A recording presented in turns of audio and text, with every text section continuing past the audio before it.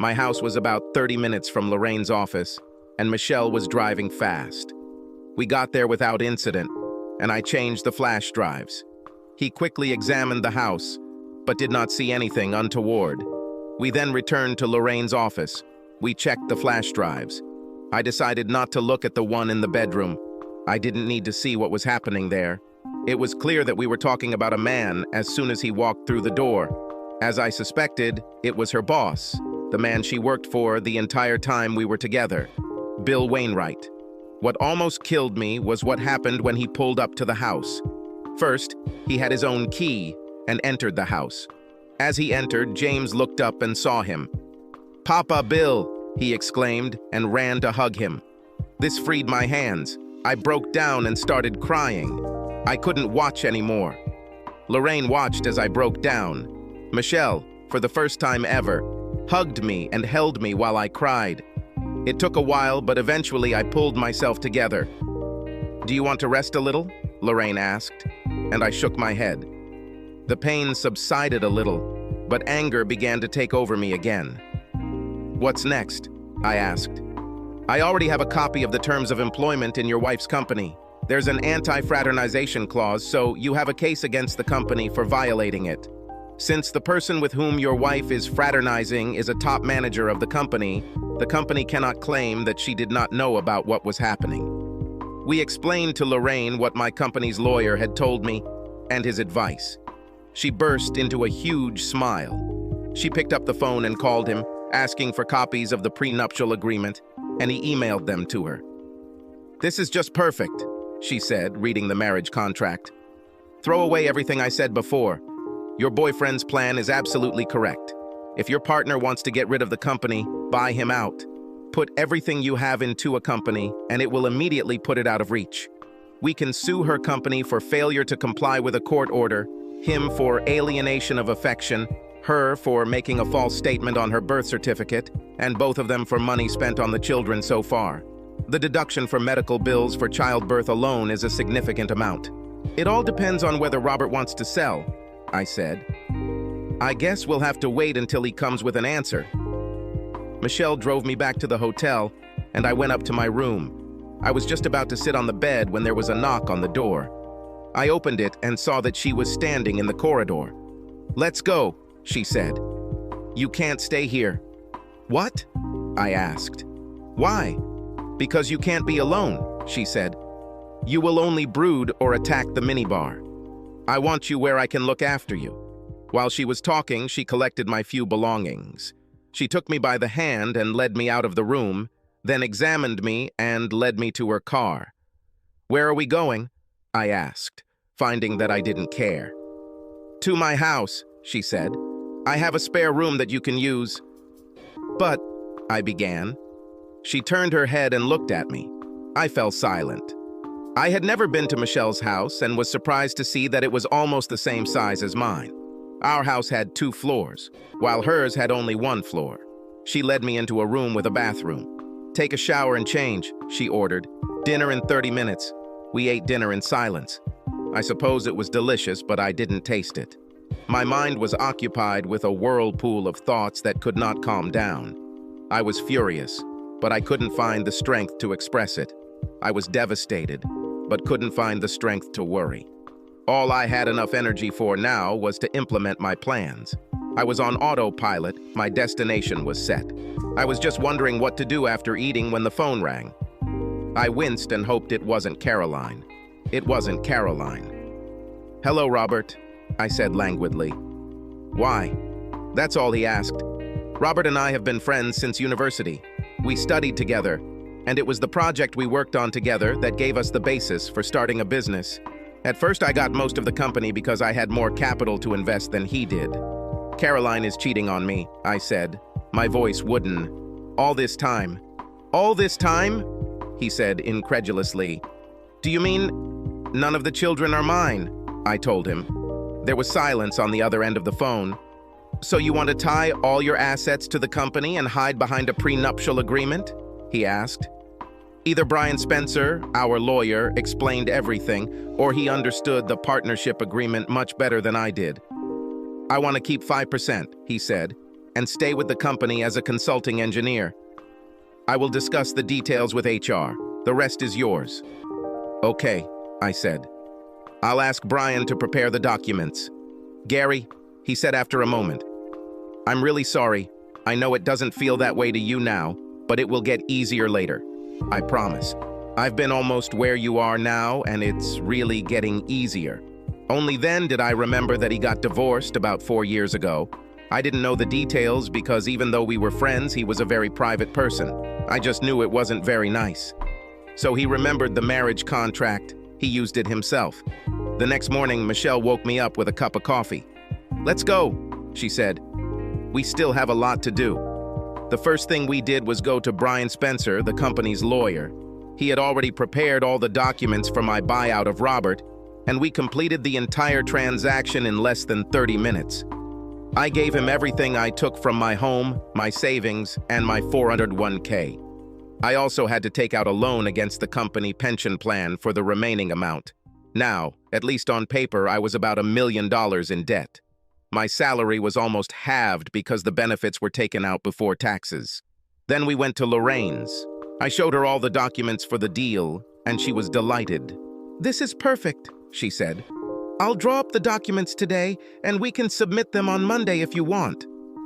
We will serve it to him, her, and company at the same time. Where do you want her to be served? Where it will cause her maximum embarrassment, I said. If you could do it through a billboard at the Super Bowl, I'd gladly pay for it. Lorraine laughed.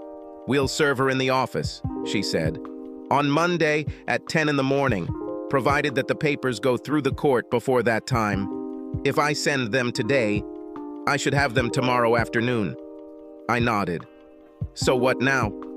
And I looked at Michelle. She ran things.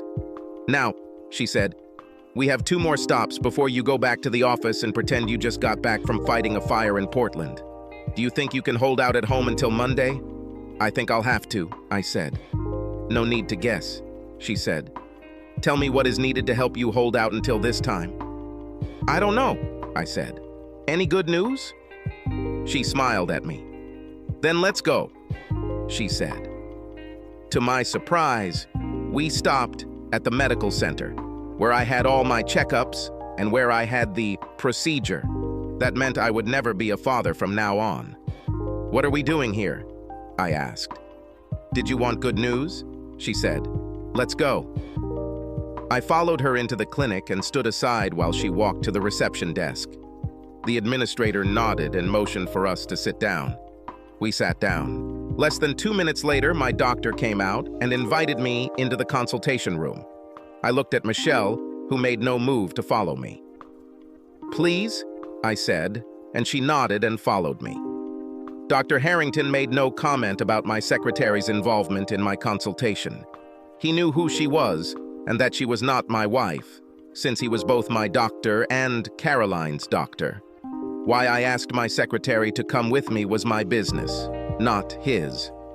Gary, he said, I understand that you wanted to ask about vasectomy reversal.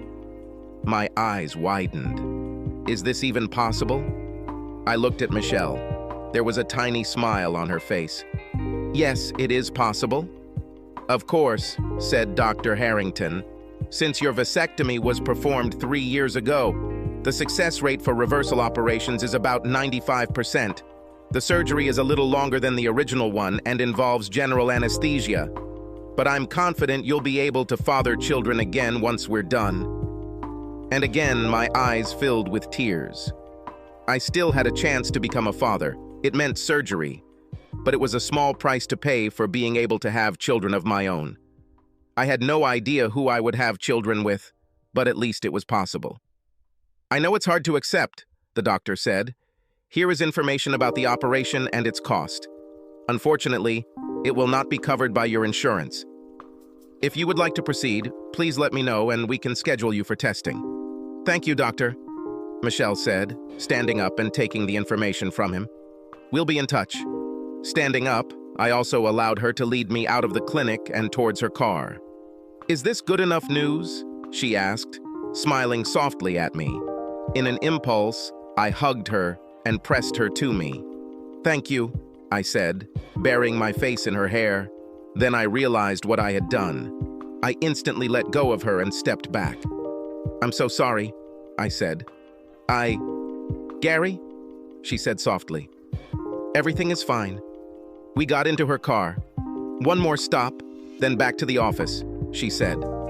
I visited Bill Wainwright's house several times during the years that Caroline worked for him. He and his wife, Stephanie, lived in a nice area just outside the city. It was a gated community. They held some corporate events here. "Why?" I asked. Michelle simply got out of the car and walked to the door of the house. I followed her. She didn't even have to knock, Stephanie was told by the security guard who led us into the area that we were on our way. And she was standing at the door waiting for us. "Gary," she greeted. "You must be Michelle? His secretary? Was it you who called?" "Yes, and it's me," Michelle answered. "Come on in," Stephanie said. She led us into an office-like room off the hallway. I've never been in this room. Judging by the photographs on the table and on the wall, it was Bill's office. But she sat down at the table and pointed to the chairs opposite. She seemed to have decided that this was not a personal call. "How can I help you?" Stephanie asked, looking at me. I sat and looked at her, unable to speak. "Did you know?" I finally asked. Stephanie sighed sadly. "No," she said. "I suspected but didn't know. I could never find any evidence, nothing that I could take to a lawyer, otherwise I would have taken the bastard for every penny he had." "Get in line," Michelle muttered. "Do you have evidence?" Stephanie asked, and I nodded. "Proof that none of my children are mine, that they have the same father. Video of him and Caroline at my house, where my son calls him." I couldn't finish this sentence. The lump threatened to choke me, and I was lost again. "Oh, Gary, I'm so sorry," she said. "I suspected for years that he and Caroline, but he was so careful." I followed him, checked his phone, email. I even challenged him, but he managed to convince me that I was just paranoid. The cops I used didn't find anything. Honestly, if I were sure, if I had evidence, I would immediately come to you. But I couldn't ruin what looked like a happy marriage based on suspicion alone. I needed to be sure, and I couldn't get any proof. "What are you going to do?" she asked. I wondered if I should tell my enemy's wife about my plans. It is unknown whether she will tell him everything as soon as he returns home. It might have been too late for him to do anything meaningful, but I wanted it to be as shocking for him as it was for me. "The question is, what are you going to do?" I asked. "Now you have proof." She smiled slightly at this. "I understand," she said, "and I don't blame you. I wouldn't say either. If you have the name of a good divorce lawyer, I would appreciate it." Michelle took a business card from her purse and handed it to her. "Thank you," she said. "Will a week be enough?" I nodded. "Great," she said. "I'll contact..." She showed the card. "And I agree with her." She stood up. Obviously, our meeting was over. Michelle and I stood up. Stephanie came over and gave me a quick hug and a peck on the cheek. "Again, I'm so sorry," she said. "Look after him," she said to Michelle, who flinched when she hugged me. "He deserves better than what that bitch did to him." We returned to the office, and I spent the rest of the day finishing up the things I had to do while I was in Portland. At the end of the day, I went home. Michelle knocked on my door at her usual time, looked in, and said she was going home. She was back to being the professional she always was. This also left me feeling lost. I felt like I was starting to get a little closer to her, but that must have been just my imagination. I wished her good night, thanking her for her help. I worked late at the office and had a lot to catch up on. Message from Caroline arrived around 8. "What time will you be home?" "Probably another hour or two. I need to finish up some things after the trip." "I'll probably be asleep already. I have to get up early in the morning. I love you. XX." And again, I could not bring myself to respond to this message. I continued working until almost 11. I really wanted her to be asleep when I got home. The less I have to communicate with her, the better I will feel. When I returned home, the house was in darkness. Nothing seemed out of the ordinary. I stopped by to see Sonia and James. They were both asleep and looking as adorable as ever. I felt a sob welling up in my chest. and had to hide in the bathroom. I couldn't let Caroline catch me crying over children that weren't even mine. I still haven't decided what to do with the children. It's unlikely that any of them will remember me if I just leave them. I had no responsibility to them, but I still love them both. How could I abandon them when, less than 48 hours ago, they were my children, my flesh and blood, my pride and joy, and now they were just more evidence of my wife's infidelity. I decided to wait and see what happens next. In any case, the decision may not be made in my favor. I went to bed, doing my best not to wake Caroline. I didn't fall asleep right away, and when the alarm clock woke me up in the morning, Caroline had already left. When I entered, the housekeeper was in the kitchen feeding the children. I looked at her. She should have known. It's impossible that she doesn't know this. Was she really still looking at me and laughing at the stupid lout who couldn't even satisfy his wife? Did she know that the children weren't even mine?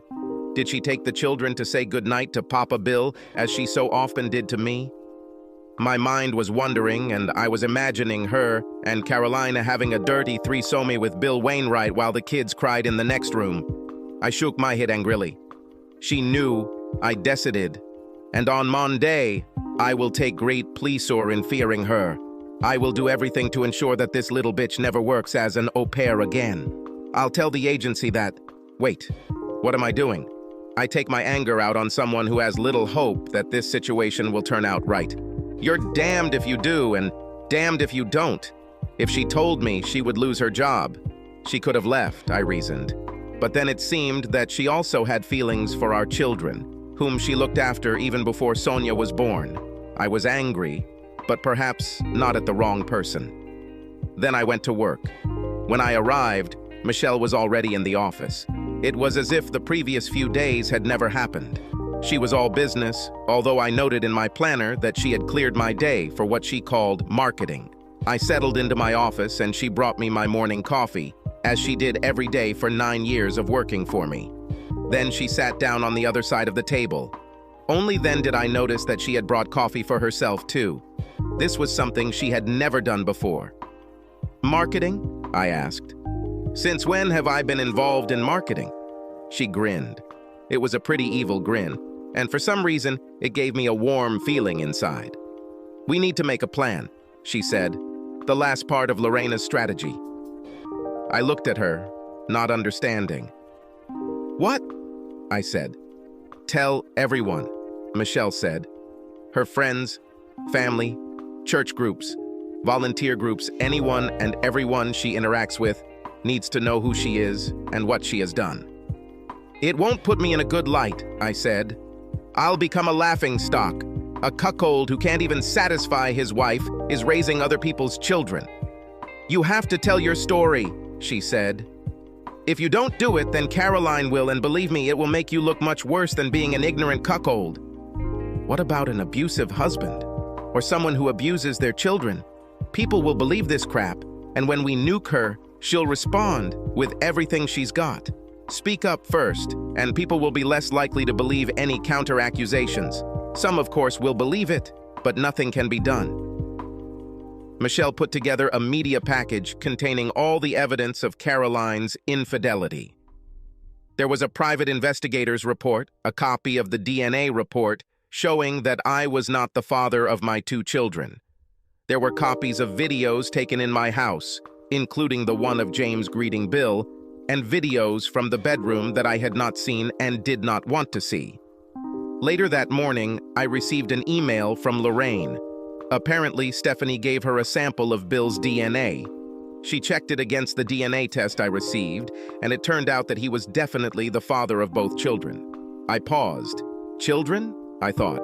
Suddenly, I stopped thinking of them as my children.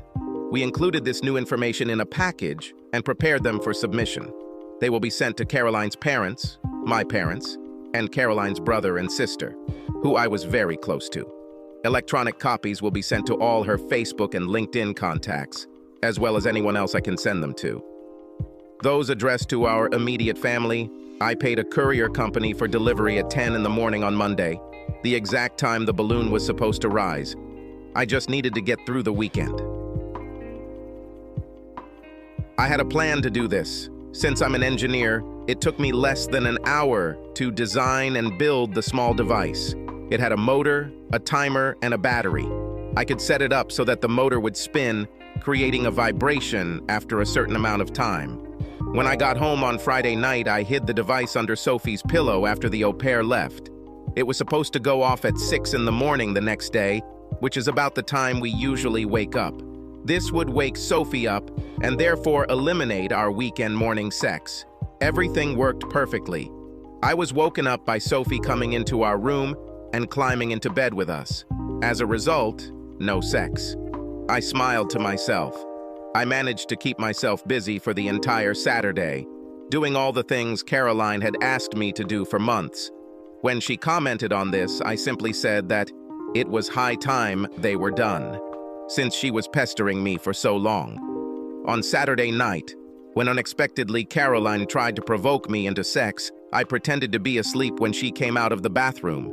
And on Sunday, her daughter came back to her room, having been awakened from sleep by my device. On Sunday, we decided to go for a walk with the children and spent the whole day at the zoo. There were several times throughout the day when I looked at Caroline, the woman I loved, the woman I thought loved me, and the 2 children I cared for, thinking they were mine, and I almost broke. I bit the inside of my cheek until it bled, trying to contain my emotions. But I made it through the weekend. On Monday, I was excited. I told Caroline that I would work from home. I wanted to talk to the au pair. Caroline left for work at her usual time, poking her head into my office to tell me she was leaving. I pretended to be engrossed in email and just grunted in response. You could hear her car leaving the garage and the door closing. I looked at the clock. 8:15.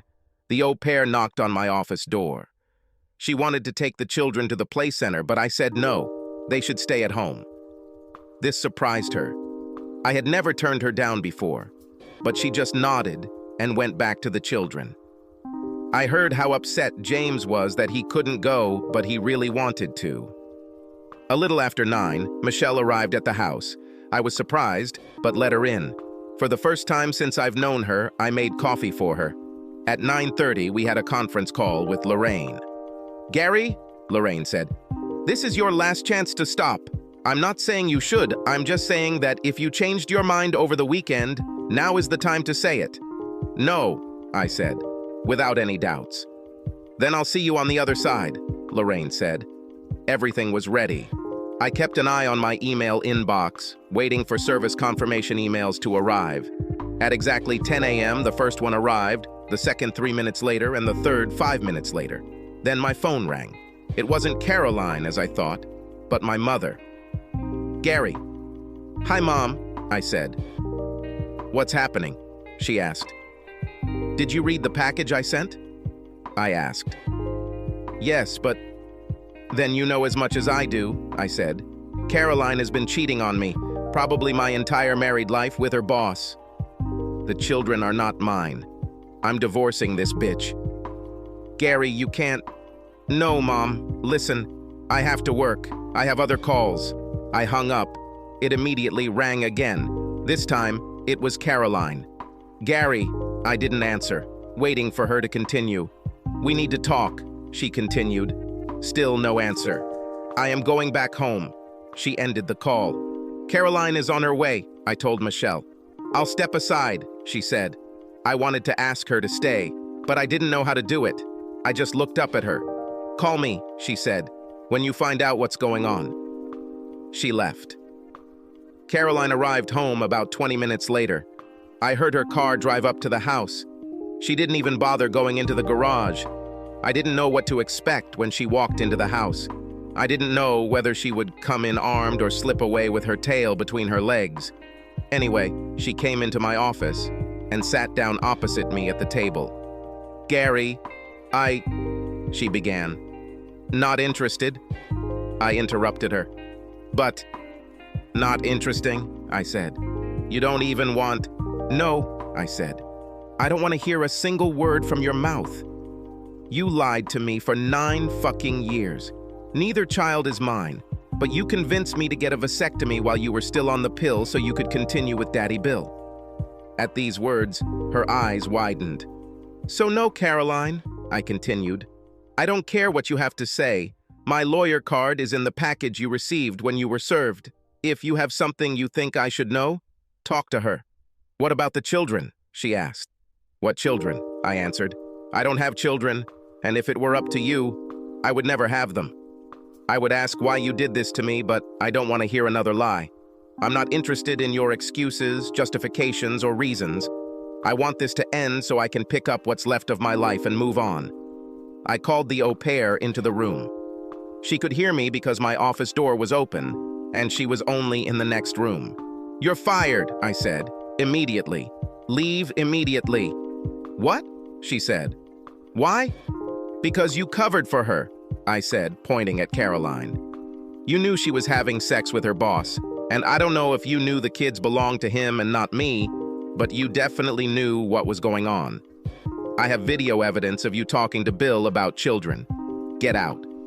Gary, Caroline said, you can't fire her. I pay her salary. The au pair looked at Caroline with a look of gratitude in her eyes.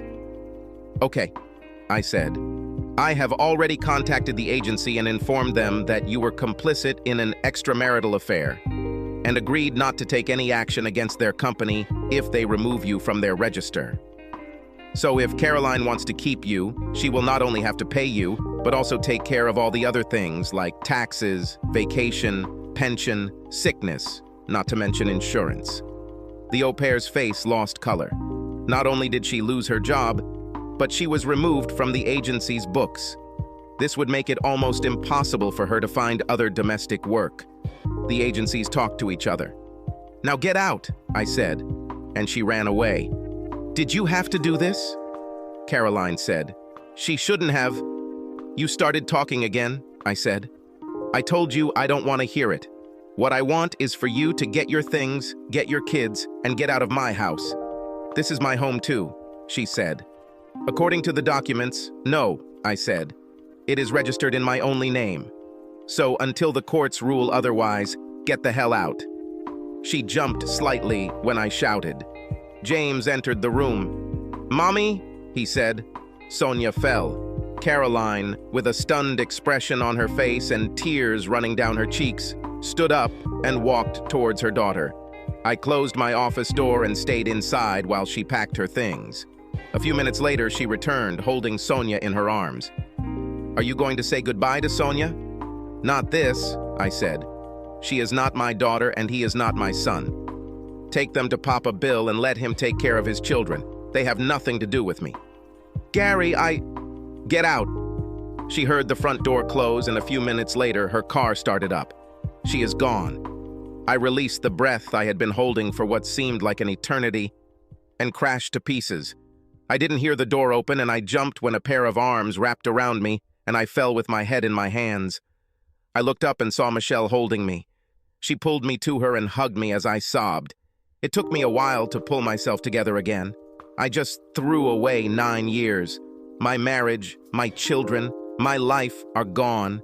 I really didn't want to look at the world anymore. Michelle took matters into her own hands again.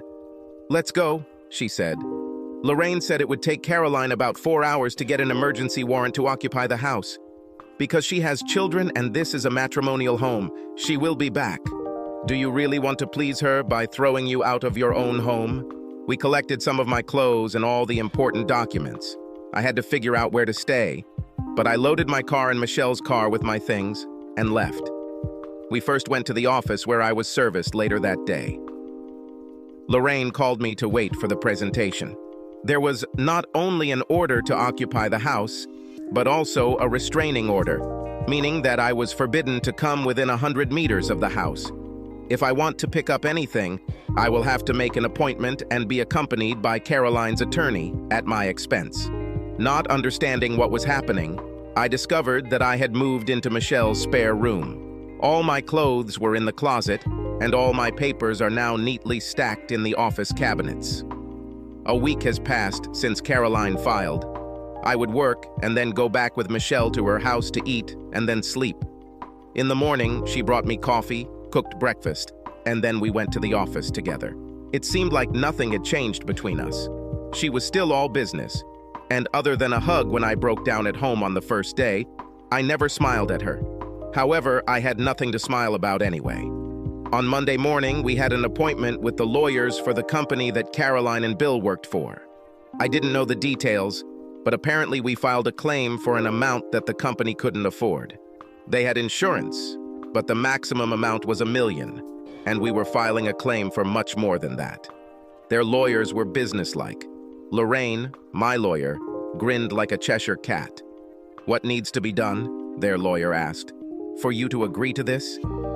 "Immediate and permanent dismissal with loss of pension of the senior member," Lorraine replied, "and also an obligation to keep Caroline on staff for at least 3 years and $1.5 million. I wasn't really listening as they exchanged words.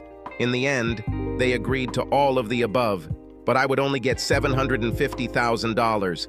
This would at least pay off some of the debt I had to the company pension fund. "All this will be paid after the divorce is finalized," said Lorraine. They nodded. They understood. Lorraine stayed with us at the next meeting. It was a meeting with Bill Wainwright's lawyers. I left their office $500,000 richer. Now I had enough money to completely repay the pension fund loan, and at the same time, I still had a small amount left on hand. Or I would have done so after the divorce. My last meeting of the day was with Caroline's lawyers. Carolina was in the office with them, but didn't look at me when I entered. Michele was with me, as was Lorena. "This accounting in the divorce petition is simply ridiculous," Caroline's lawyer began. "Your client is the main shareholder and CEO of a company whose value, according to recent estimates, is about $20 million. Not to mention the assets in the house, savings, and 401k. I suggest—" "Let me stop you there," Lorraine said, taking a sheaf of papers from her briefcase. "According to the prenuptial agreement signed by all parties, the company is not subject to divorce. My client recently made a significant additional investment in a company that took most of his savings, his entire 401k, and his home equity loan. He also had to take out a loan from the company's pension fund. One of the partners wanted to get rid of the company, and it was important that the shares did not fall into the hands of a competitor who had been trying to take over the business for several years. Because the pension fund loan means he is now on a reduced salary. He is now being paid less than your client, and I will be asking the court to enter into some kind of maintenance agreement so that he can tide him over while he finds himself." "What about the children?" asked her lawyer. "There is DNA evidence that these children are not his," Lorraine said, "that she deliberately falsified birth records to list my client as the father with the intent to defraud. In addition, and this is a separate issue, we are seeking to recover damages for serious assault when she knowingly persuaded him to undergo surgical sterilization, which he agreed to under the belief that he was the father of the children. The alternative is for your client to sign the divorce as is, pack up her belongings, and leave the marital home in his hands. She will receive half of the joint account, the balance of which at this time is $9,443.15. The lawyer looked at the papers, at the marriage contract, and then at Carolini. For the first time, she looked at me. "Gary, please," she said. 9 years, I said. 9 fucking years. You lied to me for 9 years, day after day. You have nothing to tell me that I want to hear." Caroline looked at her lawyer and nodded. She signed the papers. "I wasn't there when she left the house. I just received a letter from her lawyers saying the restraining order has been lifted and the house is now mine. I can return to the house anytime. I thought about it but decided against it. Instead, I put the house on the market. It didn't quite match the amount I owed the bank, but I made up the difference and the bank walked away happy. 2 months passed and I was still living in Michelle's spare room. After our divorce, Caroline moved in with her parents. Despite all the evidence I provided, they were firmly on her side and would not talk to me. For me, it was not a loss. For some reason, Stephanie did not divorce Bill as she promised. I didn't know why, and I didn't want to find out. Because he lost his corporate job and pension, they had to sell their house in the gated community and move into a small apartment. Bill still had connections and skills in the market, so he was able to find a reasonable job and earn a living, although not as much as before. I don't know if she and Caroline met, I haven't seen her since that day at her lawyer's office and had no interest in doing so. I was sitting at my desk at work when Michelle knocked and entered the room without waiting for an answer. "Bill Wainwright is dead," she said without preamble. "What?" I asked it. "How?" "Apparently, Stephanie caught him with Carolina again," she said. "She shot him." I leaned back in my chair, a huge grin on my face. I tried to remove it, but couldn't. "Nothing could have happened to a nicer guy," I finally said. Michelle laughed. "I'm angry?" I asked her. "Because I'm happy about this?" "Not at all," Michelle said. "This bastard got what he deserved. By the way, this just arrived." She placed an official envelope on my desk. I looked at him in awe. We both knew what was there. I took it and opened it. "That's all," I said. "I'm finally a free man." "Finally," Michelle said. Then she did what I least expected. She kissed me. It was not a peck on the cheek or even on the lips. It was a full-fledged kiss with tongue, lips, and curling fingers. When she finally released me, I sat back in my chair, gasping, startled, and tense as the mainmast of a T-clipper. She giggled, looking down and seeing my obvious excitement. "For 9 years," she said, "I took care of you. You are the most perfect man I have ever met. You never even looked at me the wrong way, checked my legs or butt, or groped me, and I loved you for it. I've been waiting for you for 9 years, and now you are free. I know that you have always respected me, and this is also a kind of love. We're a great team. I know you as well as any wife knows her husband, and if you think about it, you know me just the same. Give me a chance to show you that not all women are lying, unfaithful, treacherous bitches. Please?" I was stunned. I remembered all the time I spent with her before I found out about the betrayal, and I thought about how I treated her. I vehemently defended her against my business partner to the point of getting him kicked out of the business. Then I realized that I had and still have real feelings for Michelle. I realized that it was impossible to work closely with someone for so long and not develop something. While I was with Caroline, there was no need to explore these feelings, to evaluate them, but now there was definitely such a need. "Do you have anything to say?" she said. There was an expression of concern on her face. This was the first time I saw her unsure. "How many?" I asked. She looked puzzled. "How much of what?" she asked. "Children," I said. "How many children should we have?" Subscribe to our channel so that your second chaff doesn't cheat on you, and go ahead and listen to the next story, because this story is nothing compared to the next one.